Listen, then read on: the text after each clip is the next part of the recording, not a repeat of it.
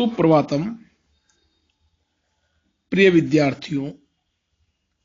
आज हम कुमार संभव के 17वें श्लोक से अध्ययन करेंगे।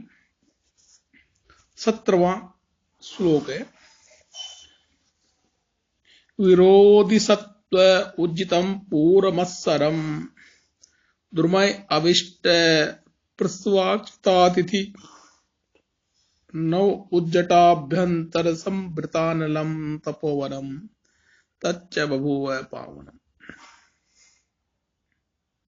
अन्वय है, विरोधी सत्व उज्जित पूर्वमत्सरम दुर्मय अभिष्ट प्रसवाचितातिथि नव उज्जटाभ्यंतर संवृतानलम तच्च तपोवनम पावनम बभूव। शब्दार्थ है, विरोधी सत्व उज्जित पूर्वमत्सरम। विरोधी यानी शत्रु, सत्व यानी जीव, उज्जित त्याग दिया है, पूर्वमत्सरम स्वाभाविक वीर। अर्थात मां देवी के तप के प्रभाव से शत्रु जीवों ने अपने स्वाभाविक वीर को त्याग दिया है।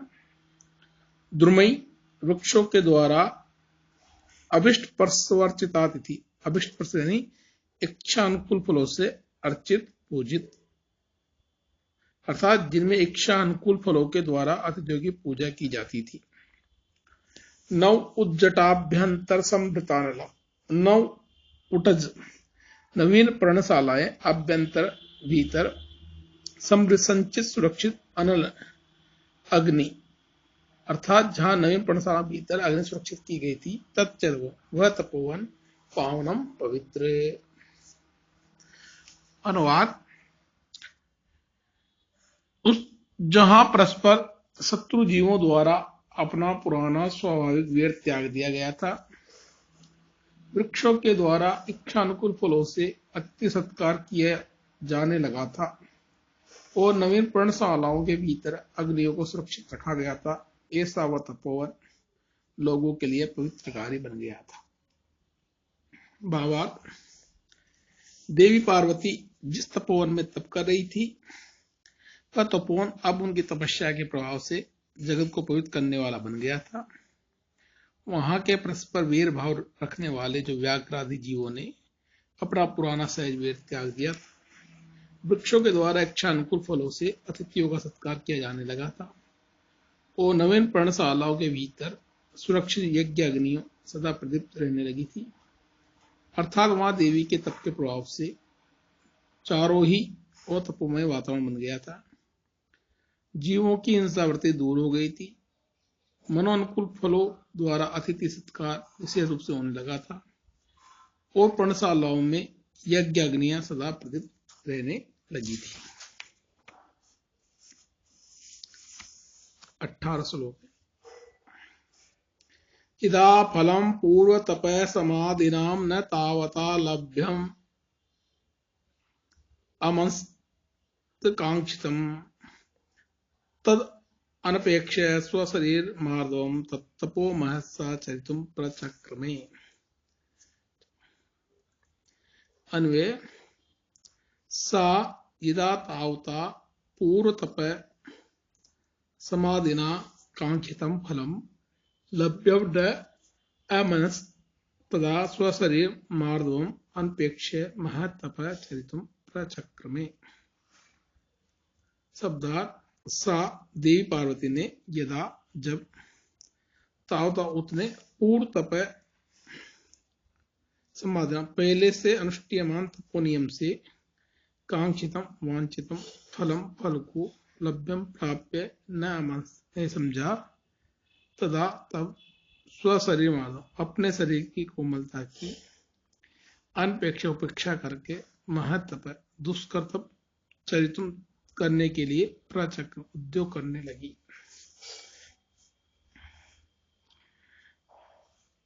अनुवाद, भगवती पार्वती ने जब उतने पूर्वत अनुष्ठीयमान तपोनियम से वांछित फल को प्राप्य नहीं समझा, तब उन्होंने अपने शरीर की कोमलता की उपेक्षा करके दुष्कर तप करना आरंभ किया।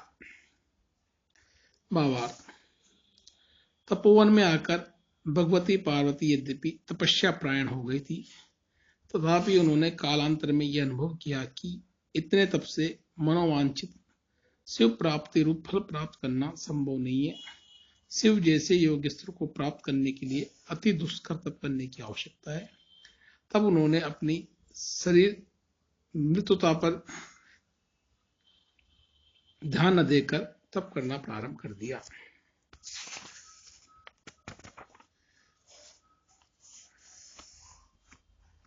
कलमोम येयो कंदुक लीलियापि या तया मुनिनाम चरितम व्यग्राहयत ध्रुवम वपु कांचन पद्य निर्मितम मृदु प्रकृत्यापया च ससारमेव च।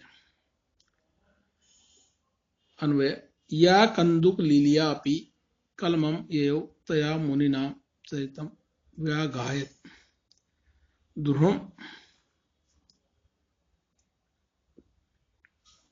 अस्य वपु कांचनम पदम निर्मितम यत् प्रकृत्या मृदु च संसार एव च। या जो पार्वती कंदुक लीलिया कंदुक पीड़ा से अपी भी कलम थकावट पाती थी, तो या उसने मुनि नाम चरितम मुनियों के चरित्र को व्यगाह प्रवेश किया। ध्रुवम निश्चय ही अश्य इसका वपु शरीर कांचनम पद्म स्वर्ण कमल से बना हुआ होगा, जो प्रकृत्या मधु कमल के स्वभाव से कोमल होकर ससार में योजना स्वर्ण के स्वभाव से कठोर भी था। जो देवी पार्वती कंदुक कीड़ा से भी शांति को प्राप्त करती थी, उसी ने अब मुनियों के दुष्कर तप रूप चरित्र में आह्वान कर लिया था, अर्थात वह मुनियों के से तीव्र तप में तत्पर हो गई थी। कभी संभावना करता है निश्चय ही उनका शरीर स्वर्ण कमलों से बना हुआ होगा, अतएव वह कमल के कोमल स्वभाव से तो कोमल था और स्वर्ण के कठोर स्वभाव से इतना कठोर था। भावार्थ, देवी पार्वती ने यह जानकर कि इतने तप से फल प्राप्ति संभव नहीं है, दुष्कर तप करना आरंभ किया। जो देवी कभी कंदुक क्रीड़ा में से भी कोमलांगी होने का थक जाती थी, उन्होंने मुनियों जैसे घोर तप में प्रवेश कर लिया था। उनके इस कठोर शरीर साध्य घोर तप को देखकर मुनिजन भी आश्चर्यचकित रह जाते थे। इस स्थिति को देखकर कभी अपेक्षा करता है मानो निश्चय उनका शरीर स्वर्ण कमलों से बना हुआ होगा, अतः वह कमल के कोमल स्वभाव वश तो कोमल भी था और स्वर्ण के स्वभाव वश अति कठोर भी था। अग्रिम 20 श्लोक है। शुचौ चतुर्णाम ज्वलताम हवीर्भुजाम शुचिस्मिता मध्यगताम सुमध्यमा विजित्य नेत्र प्रतिघातने प्रभाम अनन्य दृष्टि सवितारम अमेक्षत। शुचौ शुचिस्मिता सुमध्यमा ज्वलताम चतुर्णाम हवीर्भुजाम मध्यगता सती नेत्र प्रतिघातिनी प्रभाम विचित्य अनन्य दृष्टि सविस्तारम ऐक्षत। सब शुचौ ग्रीष्म काल है, शुचिस्मिता उज्ज्वल मंदहास वाली, सुंदर मध्य भाग वाली, ज्वलता जलती हुई, चतुर्णाम चार, हवीभुजाम अग्नियों के मध्य भाग में स्थित होकर, नेत्र प्रतिघातिनी दृष्टि व्यापार रोकने वाली, प्रभा दीप्ति को विचित्य जीतकर, अनन्य दृष्टि एक दृष्टि होकर, सविस्तार सूर्य को एक छत देखती थी।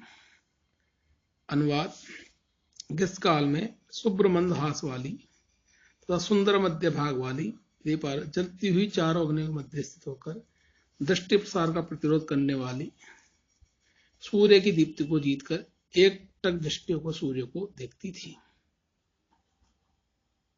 भावार्थ,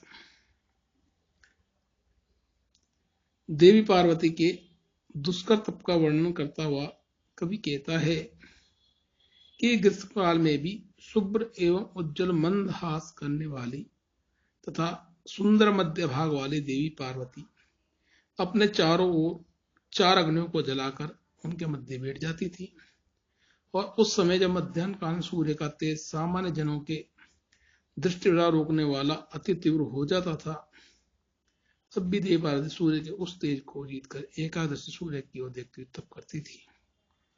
एक तो ग्रीष्म का, फिर भी 4 अग्नियों के बीच बैठना और 5वीं अग्नि सूर्य की ओर एकटक दृष्टि लगा के देखते रहना, कितना घोर तप था। पर देवी पार्वती एकाग्रचित होकर इस प्रकार के घोर तप में संलग्न थी। तथातितप्तं सविस्तु गर्भस्तिभिमुखं तदीयं कमलश्रियं दधौ अपांगयो केवलम अस्य दीर्घयो शनैः शनैः श्यामिकया कृतं पदम्।